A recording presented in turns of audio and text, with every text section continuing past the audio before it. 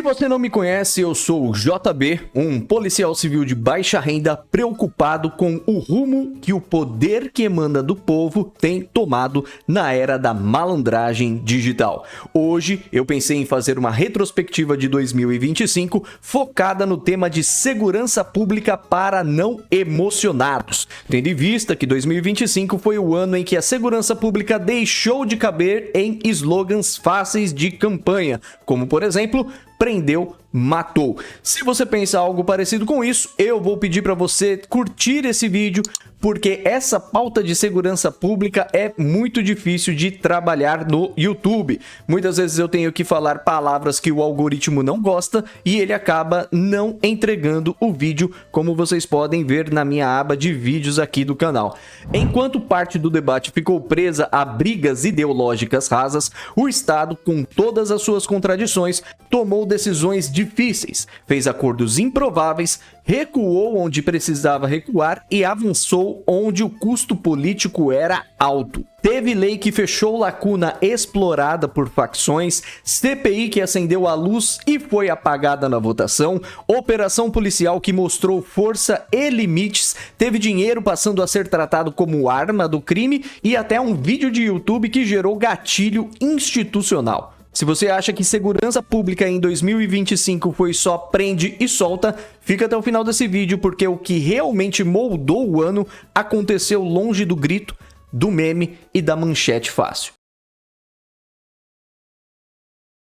O ano começou com os efeitos do novo decreto de regulação do Estatuto do Desarmamento. No grupo de Zap Zap do general Jalim Rabei, o decreto foi baixado na calada da noite, no último dia do ano de 2024, momento em que as pessoas estavam distraídas em suas festas e pararam de olhar para Brasília. O que de fato foi, pois toda teoria da conspiração precisa de fragmentos de realidade. Mas o que o general não contou para a tropa é que enquanto familiares e amigos estavam brigando por direita e esquerda, os poderes executivo e legislativo, incluindo neste último a conhecida bancada da bala, estavam fazendo um acordo desse decreto. O que não é de todo ruim. O ruim é você ser enganado que existe um Brasil paralelo, dividido entre bem e mal, quando na verdade os supostos bem e mal fazem acordos entre si.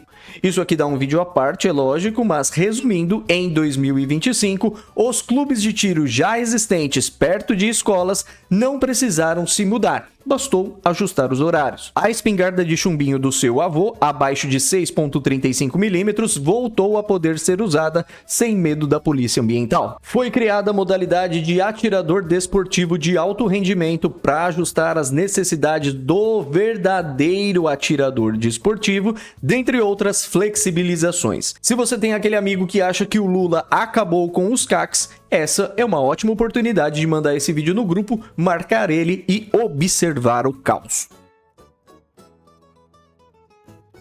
Ainda no começo do ano, o governo federal assumiu oficialmente o mercado de apostas online no Brasil. Com a entrada em vigor do marco regulatório, as bets deixaram de operar num limbo jurídico e passaram a existir como atividade econômica autorizada, fiscalizada e tributada. Isso explica por que muita gente diz que o governo aceitou as bets. Na prática, operar bet sem autorização passou a ser ilegal de forma clara, e operar bet com autorização passou a ser atividade econômica regular, sujeita à identificação obrigatória do apostador, controle financeiro, regras de publicidade, fiscalização e tributos. Em resumo, o Estado saiu da posição de omissão e entrou na de regulador, superando parte dos desafios da segurança pública no que diz respeito ao combate à lavagem de dinheiro e aos crimes financeiros.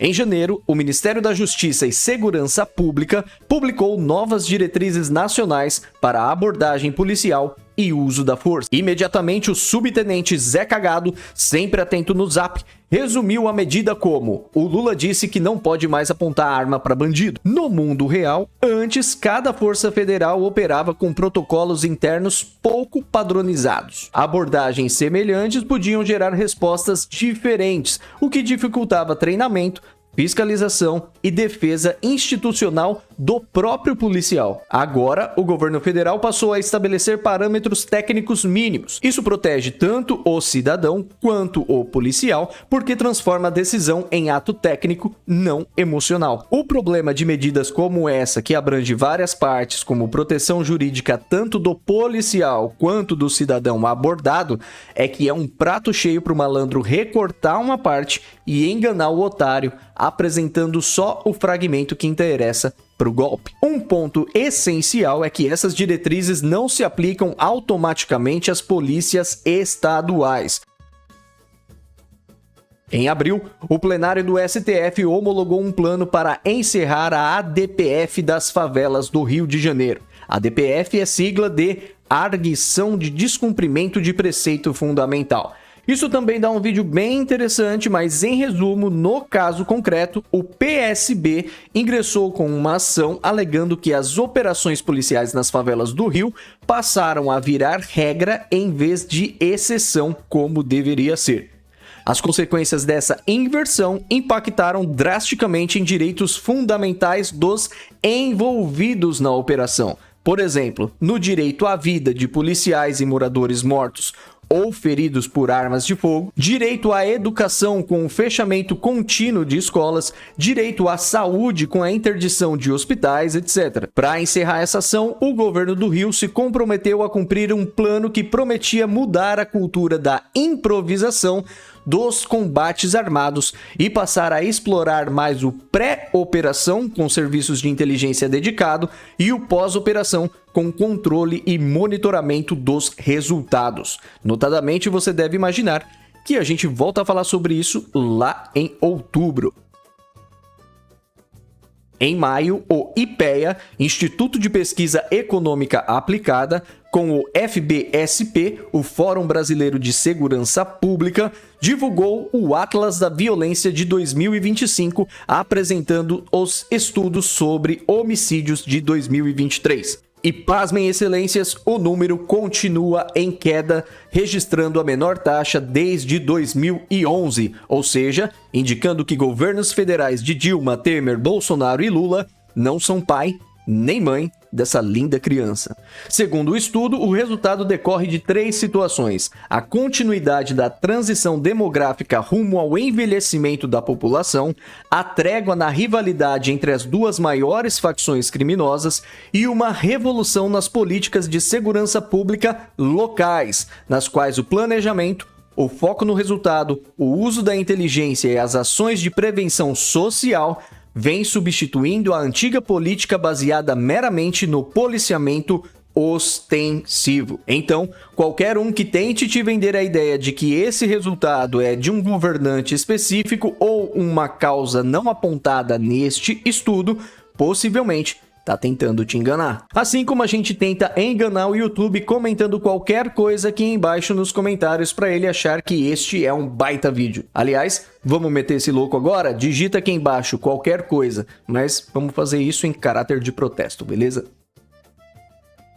Em junho, teve a conclusão da CPI das bets. CPI é Comissão Parlamentar de Inquérito. E como o próprio nome sugere, isso é uma ferramenta para o Poder Legislativo executar a sua função de fiscalizar. Nesse caso, por um meio muito semelhante ao inquérito policial. Esse inquérito ou essa investigação descobriu e ou formalizou bastante coisa importante para a segurança pública. O relatório final propôs medidas concretas, especialmente no campo do crime financeiro.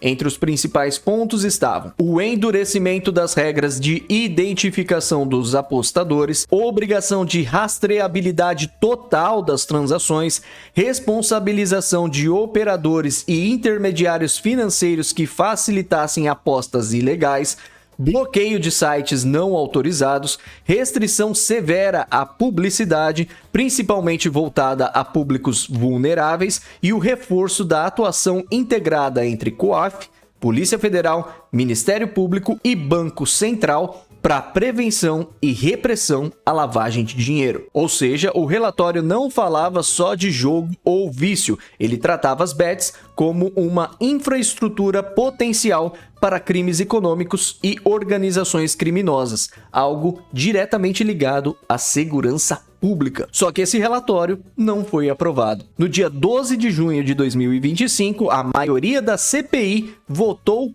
contra o texto. Rejeitaram o relatório os senadores Ângelo Coronel, Eduardo Gomes, Efraim Filho e a professora Dorinha Seabra. Com isso, a CPI terminou sem relatório final aprovado, o que significa, na prática, sem conclusões oficiais e sem encaminhamentos automáticos para órgãos de persecução penal. Todo o material produzido existe, mas não ganhou força institucional. A CPI acendeu a luz sobre um problema sério de segurança pública, mas a decisão política foi não transformar esse diagnóstico em conclusão formal. Em agosto de meu Deus, os noticiários repercutiram a Operação Carbono Oculto, um baita trampo conduzido pela Receita Federal, com a atuação do Ministério Público e apoio das polícias civis e militares dos estados envolvidos e demais órgãos de controle.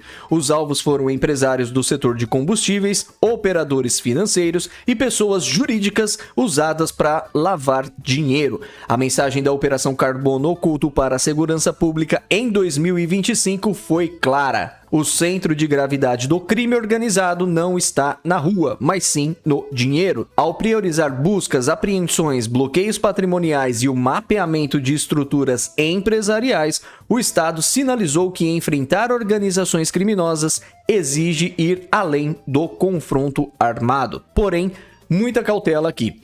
Organizações criminosas são grupos formados por seres humanos com toda a sua complexidade. Portanto, cada ORCRIM tem suas nuances. Logo, é um erro de falsa simetria você recortar todos os detalhes de cada organização, generalizar os grupos apenas pelo nome de organização criminosa e tentar comparar esse fragmento picotado entre dois deles. Então, nesse ponto específico, não é razoável aplicar o que aconteceu aqui com o que vai acontecer no Rio de Janeiro lá em outubro, se você não conhece a engrenagem econômica de cada organização. Falando em engrenagem econômica, se você não sabe, esse canal aqui foi desmonetizado e eu tô lutando para conseguir uns trocados da plataforma de novo. Então, nesse meio tempo, se você puder dar aquela fortalecida no Apoia-se que tá aqui na descrição, a sua ajuda seria muito bem-vinda e um motivador nesse cenário desestimulante. Ainda em agosto, um vídeo do influenciador Felca saiu do YouTube e entrou direto na agenda da segurança pública. Ao denunciar a adultização e exploração de crianças e adolescentes nas redes sociais, o conteúdo viralizou em escala nacional e expôs algo que já existia, mas não tinha esse grau de visibilidade: o uso de plataformas digitais como ambiente de crimes continuados contra menores. E a repercussão não ficou no discurso. Houve consequências práticas imediatas, com operações policiais, prisões e investigações envolvendo os influenciadores citados, além da apuração de crimes conexos como ameaças, exploração sexual infantil e uso indevido de dados sigilosos. O caso mostrou que a fronteira entre conteúdo e crime digital já tinha sido cruzada havia tempo. No plano institucional, o vídeo funcionou como gatilho político. Parlamentares passaram a defender CPI específica e aceleraram projetos de lei voltados à proteção de crianças no ambiente digital, reforçando a ideia de um ECA digital, com deveres mais claros para as plataformas, mecanismos de prevenção e responsabilização. Em síntese, o caso Felca deixou um recado claro em 2025. A segurança pública não está mais só na rua ou no presídio, ela também está no algoritmo. Ignorar o ambiente digital como território criminal deixou de ser opção tanto para a polícia quanto para o legislador. Em setembro de 2025, o Congresso Nacional colocou no centro do debate uma proposta sensível para a segurança pública, a chamada PEC da blindagem, que pretendia alterar o procedimento de responsabilização criminal de deputados e senadores no âmbito do poder legislativo, envolvendo diretamente parlamentares investigados por crimes comuns e complexos como homicídios, violações de dignidades sexuais, inclusive contra vulneráveis, crime organizado com lavagem de dinheiro, etc. A proposta previa que processos criminais contra parlamentares, inclusive medidas cautelares como busca e apreensão, interceptações telefônicas e telemáticas, só poderiam avançar com autorização prévia da respectiva casa. Na prática, isso significaria criar um filtro político antes do procedimento jurídico. O ponto mais sensível aqui estava no impacto prático sobre investigações em curso. Hoje, se você não sabe, a Polícia Federal pode investigar parlamentares sob a supervisão do Supremo Tribunal Federal com sigilo preservado, inclusive para a decretação de medidas cautelares como interceptações telefônicas e buscas. A Casa Legislativa só é formalmente comunicada depois, quando há prisão em flagrante, medida que afete o mandato ou após o recebimento da denúncia. Essa PEC alteraria esse desenho ao antecipar o momento de interferência institucional, o que gerou reação imediata de órgãos de investigação. Além da preocupação do risco absurdo do suspeito tomar conhecimento que ele seria alvo de interceptação telefônica ou busca e apreensão na casa dele, ainda tinha o risco das defesas passarem a alegar a nulidade de provas, sob o argumento de que o processo não poderia ter avançado sem autorização da casa política. Em termos práticos, isso poderia resultar em questionamento da validade de interceptações e buscas, atrasos processuais relevantes e até benefícios indiretos a réus por nulidades ou prescrições. Diante dessas críticas, o desfecho foi ainda em 2025. A PEC da blindagem foi aprovada na Câmara dos Deputados, graças a uma maioria formada essencialmente por deputados de partidos de centro-direita e centrão, como PL, União Brasil, PP, Republicanos, PSD e MDB, mas ela foi rejeitada pela Comissão de Constituição e Justiça do Senado, o que impediu a sua promulgação. Nenhuma mudança entrou em vigor e o procedimento permaneceu exatamente como está hoje. Nessa retrospectiva de segurança pública, a PEC da blindagem simboliza um ponto de tensão institucional. A tentativa de ampliar prerrogativas parlamentares esbarrou no risco concreto de enfraquecer investigações criminais sensíveis, especialmente aquelas conduzidas pela Polícia Federal contra corrupção e crime organizado. Em resumo, o debate avançou, mas a blindagem não virou regra. No final de outubro, o estado do Rio de Janeiro deflagrou a Operação Contenção, uma ação de segurança pública voltada a frear o avanço territorial de facções criminosas, conduzida pelas forças estaduais de segurança com foco principal no Complexo do Alemão e no Complexo da Maré. A operação ocorreu num contexto de expansão armada, domínio territorial e intimidação sistemática da população, sendo apresentada pelo governo como uma estratégia de presença prolongada e não como incursão pontual. O objetivo declarado foi conter fisicamente o crime, impedir deslocamentos armados, recuperar o controle de áreas sensíveis e criar condições para ações posteriores de investigação e estabilização. Algo que foi pouco noticiado é que, nos dias e semanas seguintes, houve desdobramentos operacionais, como manutenção de policiamento reforçado, cumprimento de mandados pendentes, prisões derivadas, apreensões e coletas de dados de inteligência, tudo isso em razão do território dominado. 100%? Nunca. Essas ações buscaram demonstrar que o Estado não abandonaria o território imediatamente após o impacto inicial. Ainda assim, a operação expôs uma crítica recorrente em 2025. Embora tenha havido pós-operação policial, com presença contínua e ações derivadas, o pós-operação institucional e social permaneceu limitado. Portanto, vejam que interessante, a Operação Contenção mostrou o alcance e, ao mesmo tempo, o limite da polícia como instrumento Portanto, vejam que interessante, a Operação Contenção mostrou o alcance e, ao mesmo tempo, o limite da polícia como instrumento isolado de política pública. Nessa retrospectiva de 2025, ela simboliza a tentativa do Estado de mudar o método, trocando o entra e sai por contenção permanente, e o dilema de como sustentar esse controle sem transformar a operação em crise jurídica ou política, especialmente à luz das mencionadas diretrizes da APF das favelas que a gente comentou lá no começo do vídeo. Ainda no final de outubro de 2025, o Congresso Nacional aprovou a Lei 15.245, um ajuste cirúrgico no enfrentamento às organizações criminosas. O projeto teve origem no Senado, com a autoria do senador Sérgio Moro, e acabou sancionado pelo presidente Luiz Inácio Lula da Silva. Essa frase tem tantas camadas que é difícil até de falar qualquer coisa.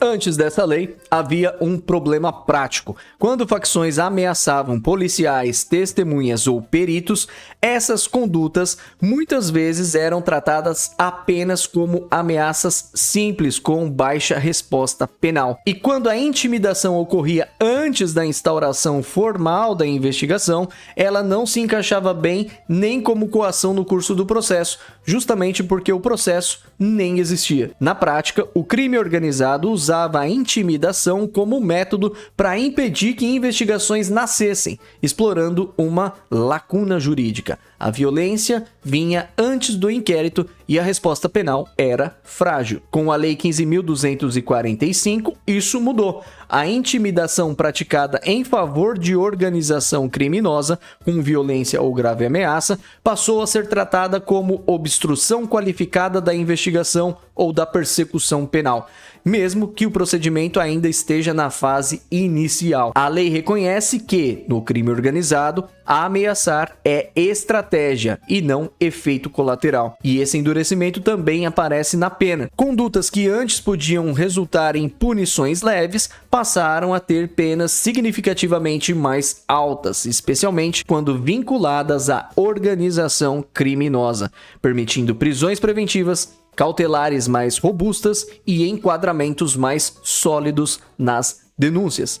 Nessa retrospectiva, a Lei 15.245 representa um avanço técnico importante. O Estado deixou de tratar a intimidação organizada como simples ameaça e passou a reconhecê-la como instrumento central do funcionamento das facções. Durante todo o mês de novembro de 2025, o Brasil foi palco da Operação NARC 5, uma ação nacional antidrogas que mobilizou forças de segurança em vários estados do país. A operação foi coordenada pela Polícia Federal, com participação integrada das polícias civis e militares, mirando o tráfico de drogas em escala internacional. Diferente de ações pontuais, a NARC 5 teve como foco desarticular estruturas e não apenas prender indivíduos isolados. Ao longo da operação foram cumpridos mandados de prisão e de busca com a apreensão de grandes quantidades de drogas, armas, veículos e valores em dinheiro, atingindo rotas logísticas, pontos de distribuição e núcleos financeiros do tráfico. Um dos destaques foi o prejuízo econômico imposto às organizações criminosas. Mais do que números de prisões, a operação buscou retirar capital de giro, enfraquecer a capacidade de reinvestimento e interromper o fluxo financeiro que sustentava outras atividades criminosas, como homicídios, corrupção e lavagem de dinheiro. Nessa retrospectiva, a NARC 5 simboliza uma mudança de ênfase no combate às drogas, menos foco apenas no varejo e mais atenção na estrutura, no dinheiro e na integração nacional. O recado foi claro: quando o crime opera em rede, a resposta do Estado também precisa estar em rede. No começo de novembro, o Senado Federal instalou a CPI do crime organizado, formalizando uma investigação parlamentar sobre a atuação de facções criminosas, seus mecanismos de financiamento, infiltração no Estado e domínio territorial. O requerimento de criação partiu do senador Alessandro Vieira. Na condução dos trabalhos, o contraste político ficou evidente e simbólico. A presidência da CPI ficou com o senador Fabiano Contarato, enquanto a relatoria permaneceu com o próprio Alessandro Vieira, de outro espectro político. A vice-presidência coube ao senador Hamilton Mourão, ampliando ainda mais o arco ideológico da comissão. Esse arranjo não é detalhe, ele sinaliza que, ao menos neste ponto, o enfrentamento ao crime organizado deixou de ser pauta de esquerda ou direita. A CPI nasce com um comando plural, justamente porque o problema investigado é estrutural, atravessa governos e não respeita ideologias. Nessa retrospectiva, a CPI do crime organizado marca um momento raro de convergência política, quando o inimigo comum não é o adversário ideológico, mas as facções que corroem o Estado por dentro. Em meados de novembro, o então secretário de Segurança Pública de São Paulo, Guilherme Derrite, foi a Brasília para assumir a relatoria de um projeto apresentado como um marco legal de combate às facções criminosas. A articulação ocorreu, como a gente tem visto nessa retrospectiva, em meio a um cenário de operações de grande impacto em 2025 e ao avanço de organizações criminosas com domínio territorial e uso ostensivo da violência. O texto buscava endurecer o enfrentamento jurídico ao crime organizado, incorporando mecanismos mais rígidos de investigação, repressão e resposta penal. Ocorre que, dentro desse marco, surgiu a proposta mais sensível, a tentativa de aproximar o tratamento das facções ao modelo aplicado ao terrorismo como forma de elevar o patamar de resposta do Estado. E foi nesse ponto que surgiram críticas técnicas relevantes. Os tão temidos especialistas e órgãos do sistema de justiça alertaram para o risco de efeito rebote jurídico, especialmente porque o projeto mexia em regras de competência. Isso abriu espaço para um problema concreto. Mudanças mal delimitadas de competência poderiam permitir que defesas alegassem violação ao juiz natural, questionando a validade de atos praticados em investigações já em cursos, como prisões, interceptações e buscas. Mesmo sem anulações automáticas, o risco era de atrasos, nulidades e benefícios processuais indiretos a réus que já estavam presos ou processados. Em novembro de 2025, o resultado formal ficou definido. A parte mais controversa do marco foi abandonada. Não houve alteração na lei antiterrorismo, nem redefinição estrutural de competência. O projeto recuou do ponto mais agressivo e o ordenamento jurídico permaneceu inalterado. O saldo da saga foi político, não normativo. O marco foi anunciado, debatido e tensionado, mas não se converteu em mudança legal efetiva. Mas esse episódio deixa uma lição clara nessa retrospectiva. Endurecer a lei sem precisão técnica pode gerar um efeito rebote, colapsando o sistema e beneficiando criminosos que já estão presos. Ainda em meados de novembro, o caso do Banco Master deixou de ser um problema econômico e virou um dos maiores escândalos de crimes financeiros. A Polícia Federal deflagrou a Operação Compliance Zero, ou Compliance Zero, ou Compliance Zero, que culminou na prisão do controlador do banco Daniel Bueno Vorcaro e no decreto de liquidação extrajudicial da instituição pelo Banco Central, colocando a instituição sob intervenção imediata. Na manhã do dia 18 de novembro de 2025, a Polícia Federal prendeu Vorcaro no aeroporto de Guarulhos durante a operação que cumpriu dezenas de mandados de prisão e busca e apreensão em vários estados. A própria PF, ou prato feito para alguns curiosos, estimou que o esquema pode envolver valores na ordem de 12 bilhões, considerando as fraudes analisadas, e muitos dos mandados foram cumpridos contra executivos e sócios ligados ao banco. O caso do Banco Master marcou uma virada institucional no olhar sobre crime organizado financeiro. Deixou claro que o cerco não está mais apenas nas ruas ou nas prisões, mas também no sistema financeiro formal, onde fraudes sofisticadas podem causar prejuízos bilionários e atingir milhões de correntistas e investidores. No final de novembro de 2025, entrou em vigor a Lei 15.272, que trouxe alterações importantes ao Código de Processo Penal para dar mais clareza sobre quando a prisão em flagrante deve se tornar prisão preventiva e quando pode ser requerido a coleta de material biológico. A iniciativa da lei foi de autoria do ex-senador e atual ministro do Supremo Tribunal Federal, Flávio Dino, articulado com o Congresso Nacional e sancionado pelo presidente Luiz Inácio Lula da Silva em resposta às discussões sobre prende e solta e a necessidade de critérios mais objetivos em audiências de custódia e prisão preventiva. Antes dessa lei, a audiência de custódia funcionava assim: o preso em flagrante era levado ao juiz e a decisão sobre soltura ou prisão preventiva muitas vezes variava bastante. Em alguns casos, a prisão era mantida com justificativas genéricas, em outros, o preso era solto mesmo diante de graves crimes. Isso gerava a sensação de loteria, em que ninguém sabia exatamente qual critério seria usado. Já com a Lei 15.272, isso mudou. A lei passou a organizar o raciocínio do juiz, deixando mais claro o que precisa ser avaliado na audiência de custódia para decidir se o flagrante vira ou não prisão preventiva. O foco passou a ser o risco real, com perigo para as vítimas, testemunhas, reincidência ou risco de fuga, e não mais decisões vagas ou automáticas. O segundo ponto foi o DNA. Antes havia muita insegurança.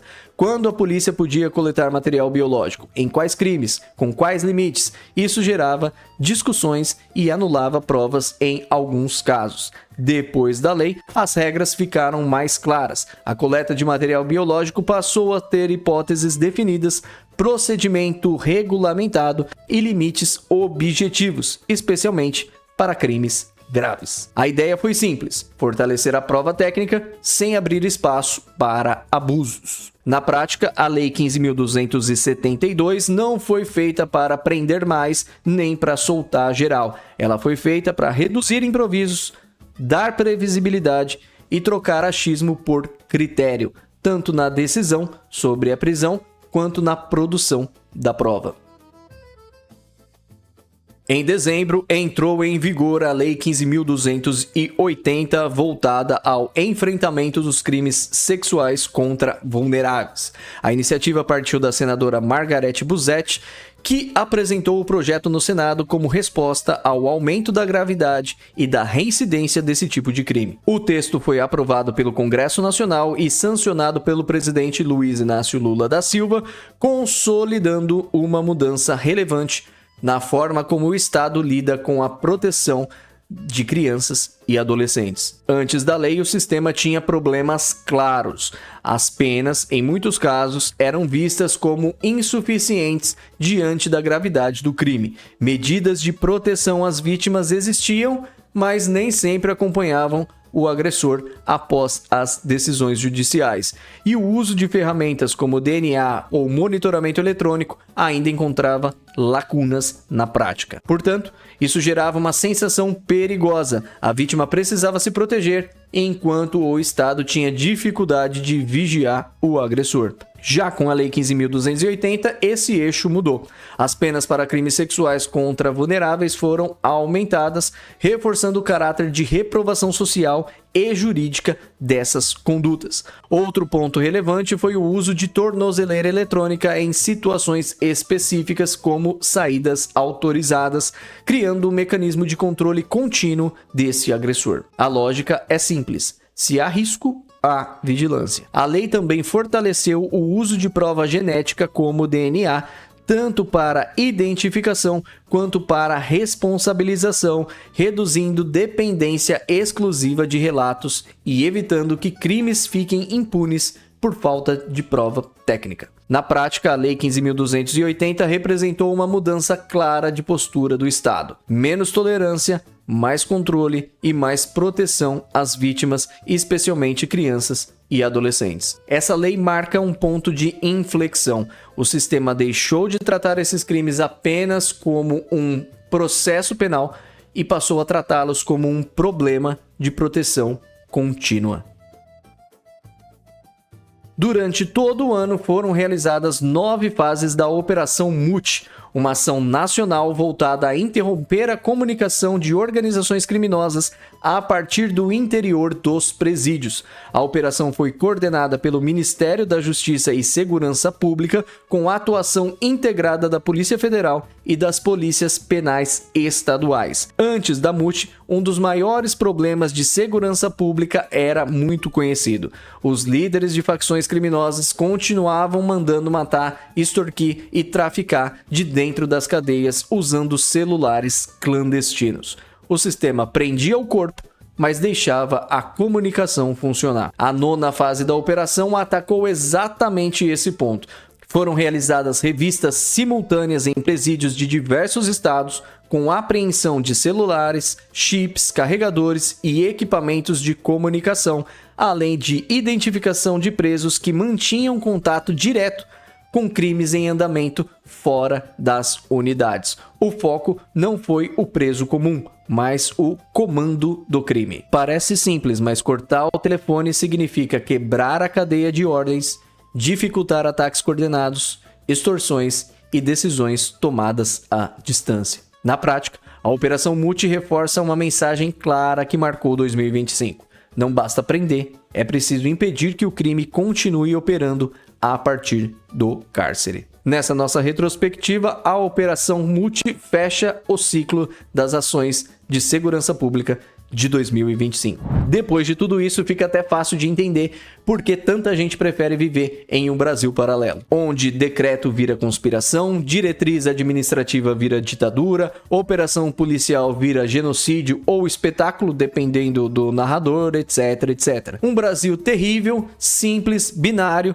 onde sempre existe um vilão claro e um herói de estimação. Só que o problema é que segurança pública não acontece nesse Brasil paralelo. Ele acontece aqui, no Brasil de fato. Um Brasil onde executivo e legislativo fazem acordos enquanto brigam em público. Onde uma CPI investiga, mas é enterrada no voto. Onde polícia prende, mas depende de inteligência, dinheiro e regra. Onde o crime não tá só na viela, ele também tá no banco, no algoritmo, no contrato e no fluxo financeiro. 2025 mostrou isso com clareza. Não foi o ano das narrativas fáceis, porque quando você olha o decreto inteiro, a votação inteira, a operação inteira e a lei inteira, a malandragem perde o argumento. Então, da próxima vez que alguém te oferecer um Brasil paralelo, a pergunta é muito simples: cadê o documento? Cadê a data? Cadê o voto? Cadê o efeito prático disso daí? Aqui a gente fica com o Brasil material, o Brasil de fato. O resto é teatro, e um teatro muito ruim. Muito obrigado por ter ficado até aqui e até o próximo vídeo.